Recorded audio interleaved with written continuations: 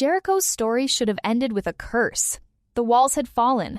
Joshua pronounced judgment over the city. More than 500 years later, that prophecy was fulfilled exactly as God had spoken. It seemed as though Jericho would forever be remembered as a cursed city. But then, God did something no one expected. Years later, Elisha came to Jericho. One detail many people miss is that there was a community of the sons of the prophets living there. Yet despite God's servants being in the city, Jericho still had a serious problem. The men of the city came to Elisha and said, "The situation of this city is pleasant, but the water is not, and the ground barren." Everything looked beautiful on the outside, but the source of life itself was corrupted.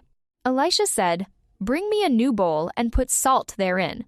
He went to the spring, threw the salt into the water, then declared, "Thus saith the Lord, I have healed these waters. There shall not be from thence any more death or barren land." Immediately the waters were healed. Think about that. The city Joshua once cursed, the city he rebuilt, now became the city where God revealed his mercy. How many times have we believed our past has permanently defined our future? God specializes in bringing life where there was death, hope where there was despair, and healing where there was brokenness.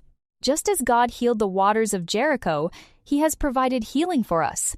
We were under the curse of sin, but Jesus Christ became a curse for us, so that through him we could receive forgiveness, healing, and everlasting life. Jericho's story was never just about a city. It was always pointing us to Jesus Christ. Before we leave this incredible journey, let's look back at what God has shown us. Chapter 1. The Promise. God made a covenant with Abraham that unfolded over nearly 700 years. Chapter 2. The Victory. The walls of Jericho did not fall because of Israel's strength. They fell because God always keeps his promises. Chapter 3. The Curse. Joshua declared God's word over Jericho, a warning many people forgot, but God never did. Chapter 4. The Fulfillment. More than 500 years later, every word Joshua spoke came to pass. Not one detail failed. And finally, Chapter 5. The Mercy. The same city that once stood under a curse became the city where God healed the waters. The city that represented judgment now became a picture of restoration. And that's the story of the gospel.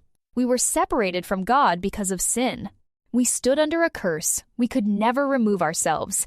But God, in his mercy, sent his Son.